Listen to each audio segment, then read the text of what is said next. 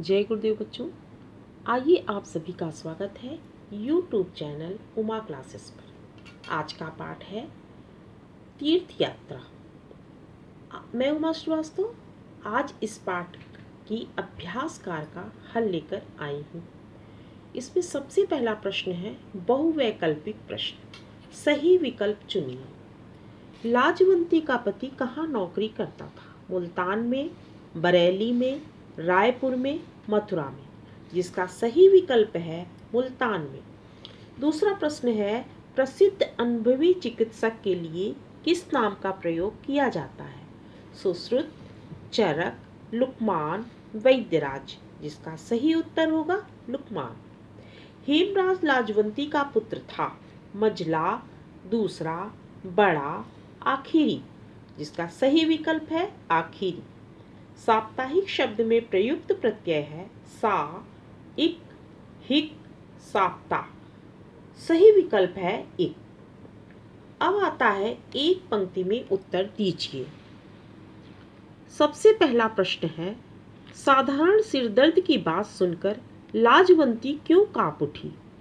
इसका उत्तर होगा कि साधारण सिरदर्द की बात सुनकर लाजवंती इसलिए कांप उठी क्योंकि इसी सिरदर्द की बीमारी से उसके अन्य पुत्रों की मृत्यु हुई थी। हेमराज को क्या बीमारी थी? हेमराज को मियादी बुखार की बीमारी थी। रामलाल के अनुसार उसकी असली दौलत क्या थी? रामलाल के अनुसार उसकी असली दौलत उसका पुत्र हेमराज ही था। लाजवंती को किसकी सिसकी सुनाई दी? लाजवंती को उसकी पड़ोसन हरो की सिसकी सुनाई दी।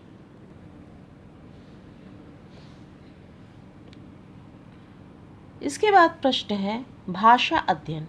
जब दो स्वरों का मेल होने पर किसी एक स्वर या दोनों स्वरों में परिवर्तन हो जाता है तब स्वर संधि कहलाता है। जैसे राम धन अवतार, रामा अवतार, दीर्घ आ और हर्षव आ। यहाँ पर हर्षव आ और हर्षव आ मिलकर दीर्घ आ बन गया है। शुभ इच्छा, शुभ इच्छा, अ धन ई। ए मुख्य रूप से स्वर संधि के 5 भेद माने गए हैं। दीर्घ संधि, गुण संधि, वृद्धि संधि, यण संधि, आयादी संधि। पहला आता है वृद्धि संधि, दीर्घ संधि।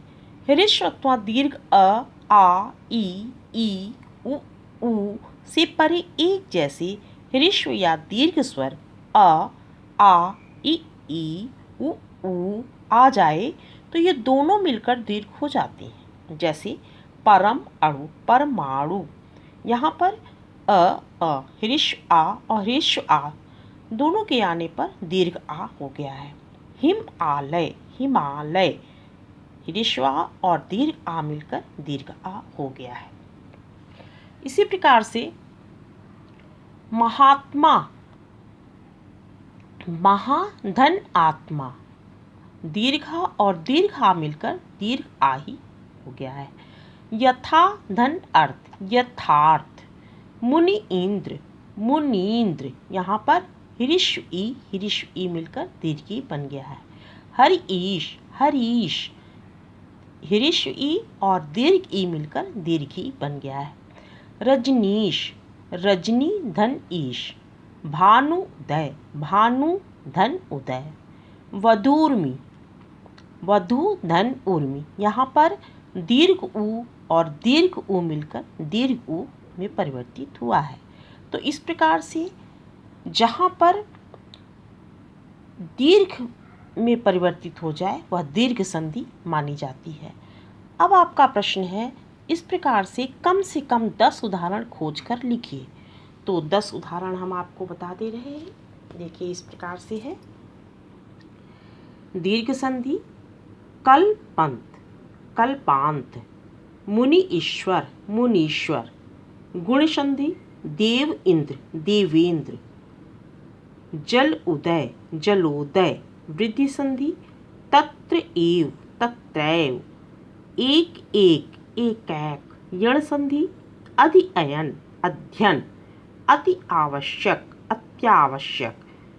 आयादी संधि पो इत्र, पवित्र। ने अन, नमन। तो इस प्रकार से ये आपकी 10 संधि के उदाहरण हो गए। अब इसके बाद है संज्ञा शब्दों की विशेषता बताने या तुलना करने वाले को विशेषण की अवस्थाएं कहा जाता है।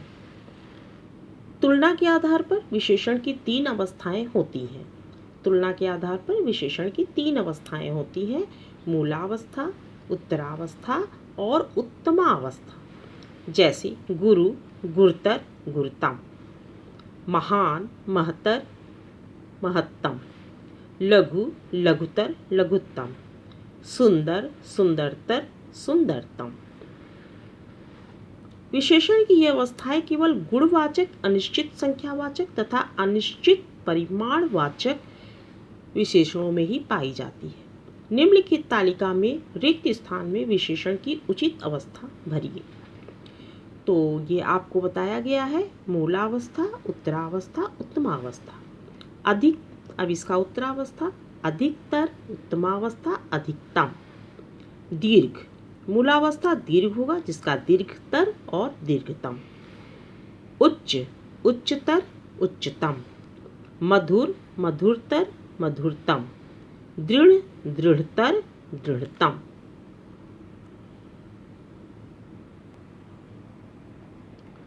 इसके बाद प्रश्न आता है, लाजवंती ने देवी के मंदिर में क्या मान्यता मानी? लाजवंती ने देवी के मंदिर में मान्यता मानी कि हेमराज की तबीयत ठीक हो जाए तो तीर्थ यात्रा करूंगी। दूसरा प्रश्न है, 21वें दिन हेमराज की दशा देखकर वैद्यराज ने क्या कहा? 21वें दिन हेमराज की दशा देखकर वैद्यराज ने कहा कि अब कोई चिंता नहीं, तुम्हारा बच्चा बच गया। इसके बाद तीसरा प्रश्न है, लाजवंती के पहले पुत्र का नाम क्या था? उसकी मृत्यु कैसे हुई थी? लाजवंती के पहले पुत्र का नाम था मदन। उसकी मृत्यु भी बुखार और सिर दर्द से हुई थी।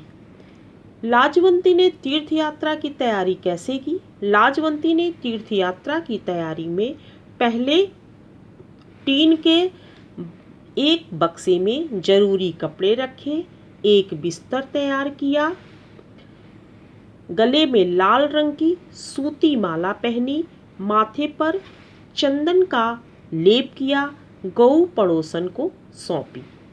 इसके बाद आता है पाठ के आधार पर रिक्त स्थानों की पूर्ति कीजिए।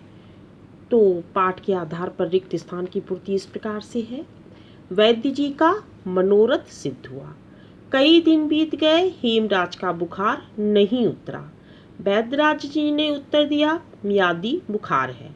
इस समय सारा गांव सुख स्वप्न में बेसुध पड़ा। जो सुख त्याग में है वह ग्रहण में कहाँ? लाजवंती तीर्थ यात्रा के लिए अधीर हो रही थी। अब इसके बाद प्रश्न आता है, पाठ में आए तत्सम, तद्भव, देशज तथा विदेशी शब्दों के 5-5 उदाहरण चुनकर लिखिए। ये हम आपको कुछ उदाहरण बता दे रहे हैं और आप इसे स्वयं भी अपने अनुसार लिख सकते हैं। तो इसमें तत्सम शब्द है, पाठ के अंतर्गत आए तत्सम शब्द पाषाण, प्राण, ऐनक, करताले। तद्भव शब्द है व्याकुल, धीरज, वैद्य, ब्याह। देशज शब्द है अंदेशा, ठनका, मियाद, भर्राय। विदेशी शब्द है लुकमान, बुखार, जिलाया, दौलत। कृतज्ञता, आंसू, संदूक, तार। इसके बाद प्रश्न है, निम्नलिखित वाक्य शुद्ध कर पुनः लिखिए। वैद्य ने आकर नाड़ी देखा, वैद्य ने आकर नाड़ी देखी, ये इसका शुद्ध वाक्य है। लाजवंती का नारी हृदय कांप गई, शुद्ध है लाजवंती का नारी हृदय कांप गया। इलाज दुगनी सावधानी से होने लगी, इलाज दुगनी सावधानी से होने लगा। रामलाल का होठों पर मुस्कुराहट थी, रामलाल के होठों पर मुस्कुराहट थी। लाजवंती का डूबे हृदय को सहारा मिल गया। लाजवंती के डूबे हुए हृदय को सहारा मिल गया। लाजवंती चौक पड़ा। लाजवंती चौक पड़ी। तो ये था आप लोगों का अभ्यास कार्य जो हमने हल करा दिया है। आशा है आपको ये हल करने में कठिनाई नहीं होगी। यदि आपको कहीं पर कठिनाई होती है तो आप लोग मुझसे संपर्क करिए। जय गुरुदेव। धन्यवाद।